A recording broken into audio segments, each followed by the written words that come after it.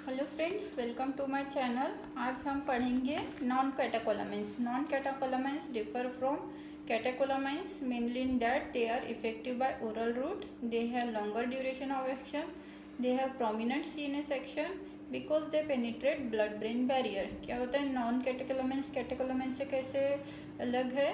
क्योंकि वो oral route में इफेक्टिव रहते हैं, लॉन्गर ड्यूरेशन का एक्शन रहता है, उनका काफ़ी समय तक एक्शन रहता है और वो सीएनएस में भी पेनिट्रेट कर सकता है क्योंकि वो ब्लड ब्रेन बैरियर को क्रॉस कर लेता है।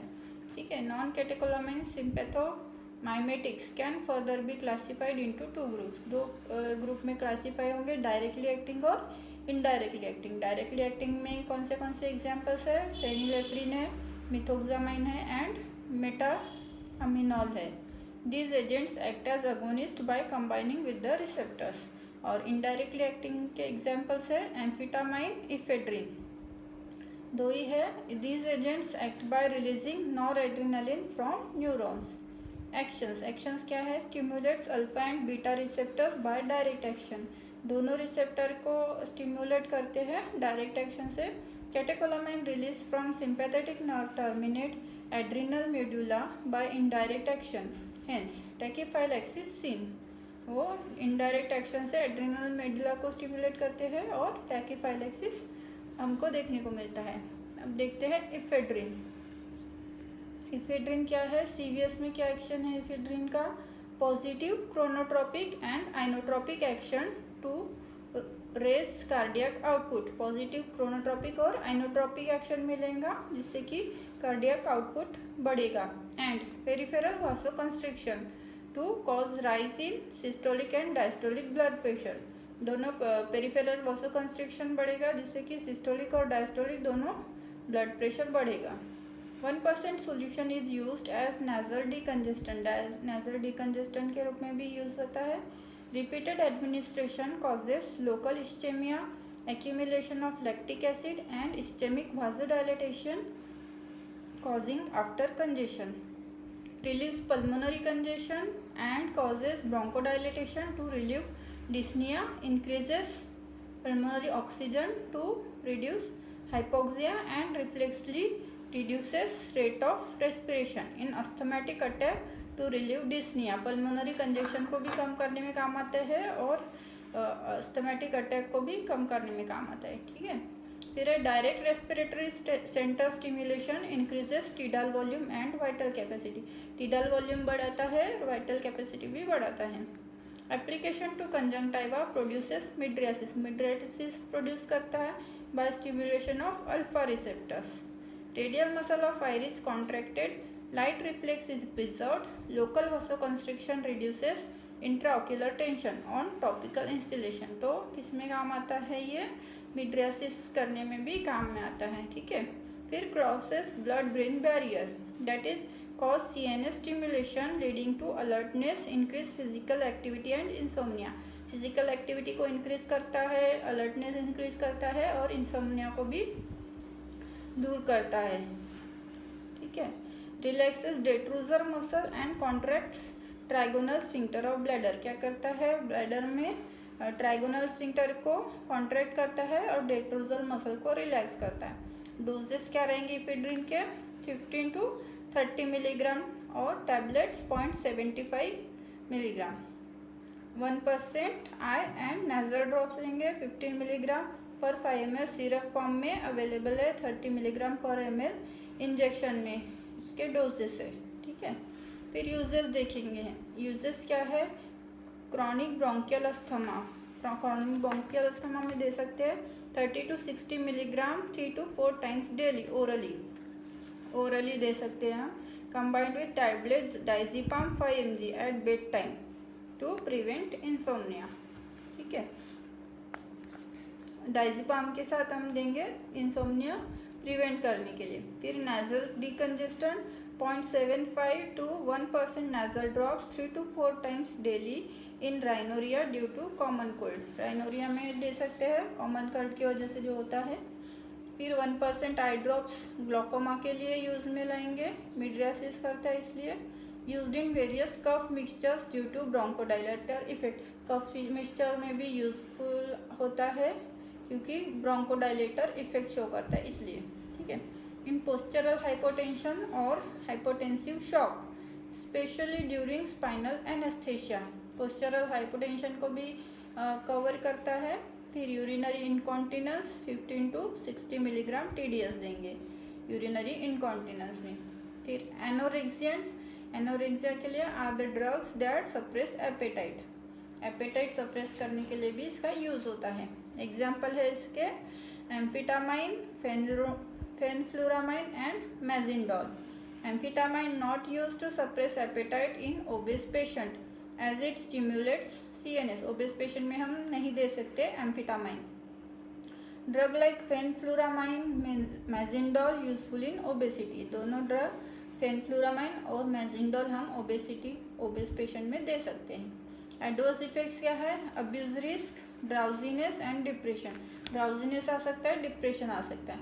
फिर यूजेस क्या है एनोरेक्सेंट्स के? Amphetamine used attention deficit hyperactivity disorder ADHD in children, ठीक है, चिल्ड्रन में यूजफुल है एम्फिटामाइन। और narcolepsy, extreme feeling of sleepiness whenever condition favours. New drug अभी इसमें एनोरेक्सेंट्स में आया है सिबुट्रामाइन। सिबुट्रामाइन क्या है? एपेटाइट सप्रेसेंट है, act centrally by interfering uptake of central neurotransmitter like SHT and NA. It gives feeling of satiety, increase metabolic rate, metabolic increase करता है जिससे कि वेट लॉस होगा और फूड इंटेक कम होगा। Significant weight reduction observed in 6 months, 6 महीने में हमको इसका रिजल्ट देखने को मिलेगा, ठीक है। तो 6 महीने तक हम सिबुट्रामाइन दे सकते हैं। एडवर्स इफेक्ट क्या रहेंगे? Insomnia, anxiety, mood changes, dry mouth and hypertension, ये सब इसके एडवर्स इफेक्ट्स है। फिर हम देखेंगे साल्ब्यूटामॉल। साल्ब्यूटामॉल क्या है? बीटा 2 रिसेप्टर अगोनिस्ट है, act on beta receptor, present on bronchial smooth muscles, cause bronchodilatation, क्या करता है साल्ब्यूटामॉल? ब्रोंकोडाइलेटेशन करता है। Also prevent release of histamine from mast से, हिस्टामिन रिलीज भी प्रिवेंट करता है। फिर रूट ऑफ एडमिनिस्ट्रेशन क्या है? ओरल दे सकते हैं, टैबलेट फॉर्म में, सिरप फॉर्म में, या फिर MDI मीटर डोज इनहेलर के फॉर्म में भी हम दे सकते हैं। एडवर्स इफेक्ट्स क्या है? Tremor, muscle cramp, arrhythmia and palpitation.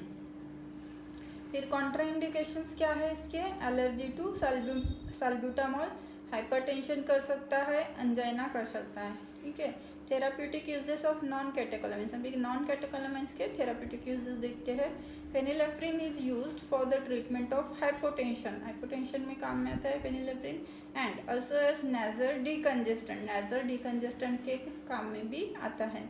It में भी administered by IM, IV route और टॉपिकली, तीनों रूट से हम दे सकते हैं। IM दे सकते हैं, पेरेंटरली, IV दे सकते हैं और टॉपिकली भी दे सकते हैं, ठीक है। फिर है metaraminol is use to maintain blood pressure during anaesthesia, haemorrhage and other hypotensive conditions.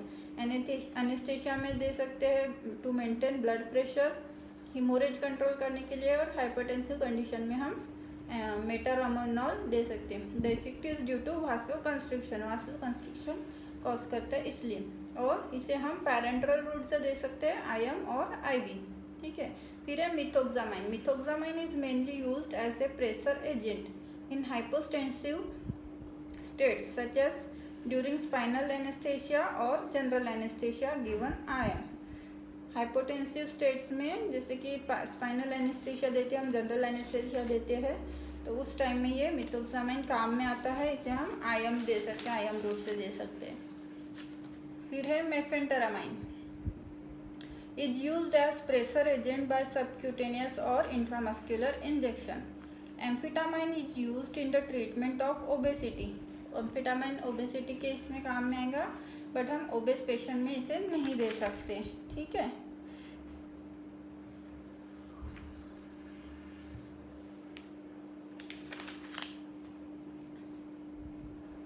It is effective orally as it has CNS stimulant effect. It has potential abuse liability and its use is therefore restricted by law, इसलिए हम amphetamine नहीं देंगे। ठीक है, फिर methamphetamine also has action similar to amphetamine. फिर है आइसोक्सुप्रिन। आइसोक्सुप्रिन हमने देखा था यूटेराइन रिलैक्सेंट है। Isoxsuprine is indicated for the treatment of peripheral vascular disorders, dysmenorrhoea and premature labour. ये प्रीमैच्योर लेबर को कम कर देता है, सप्रेस कर देता है। ठीक है, nylidrin has similar indications as those of isoxsuprine. Same काम करता है आइसोक्सुप्रिन के जैसे nylidrin. Salbutamol, terbutaline have selective beta-2 stimulant action. They are of great help to the patients of bronchial asthma as they are free from cardiovascular complications. They are also used as uterine relaxants. Uterine relaxants के रूप में भी ये काम में आता है साल्ब्यूटामॉल। ठीक है, फिर हम देखते हैं थेराप्यूटिक यूजेस ऑफ कैटेकोलामाइंस और सिम्पैथोमाइमेटिक्स। अभी नॉन कैटेकोलामाइंस का देखा था हमने, अभी कैटेकोलामाइंस का देखते हैं क्या है uses. Adrenaline is used for the following. किस में काम आता है एड्रेनालिन? कैटेकोलामाइन है। Anaphylactic shock, acute allergic manifestations like urticaria, angioedema with local anesthetics to prolong the action and to reduce its systemic toxicity, to control bleeding in epistaxis etc. Bronchial asthma में भी काम में आता है। Heart block and Stokes Adams syndrome में भी काम में आता है। For cardiac resuscitation, dose of adrenaline 0.2 to 0.5 ml of sterile solution intracardiac देंगे। ठीक है, फिर इंसुलिन हाइपोग्लाइसेमिया में भी काम में आता है। Noradrenaline is use to raise blood pressure when there is hypotension as IV infusion. जहाँ पे हाइपोटेंशन होगा उसमें नॉरएड्रेनालिन देंगे हम to raise blood pressure. Isoprenaline act as beta adrenoreceptors and is used in the treatment of cardiac arrest. AV block, carotid sinus, hypersensitivity and bronchial asthma, इन सब में isoprenaline हम यूज़ कर सकते हैं। Isoprenaline can be administered by subcutaneous और intramuscular injection, और sublingual भी हम दे सकते हैं आइसोप्रेनालिन। फिर dopamine. Dopamine is used in the shock due to myocardiac infection, trauma, renal failure and septicemia. Dopamine hydrochloride is administered as IV infusion. Dopamine कभी भी हम आईवी इन्फ्यूजन से ही देंगे, not intramuscular and oral route. Dobutamine is also used in congestive heart failure as intravenous infusion. ठीक है, तो ये सब हो गए हमारे थेराप्यूटिक यूजेस ऑफ कैटेकोलामाइंस। समझ में आ गया? Thank you so much.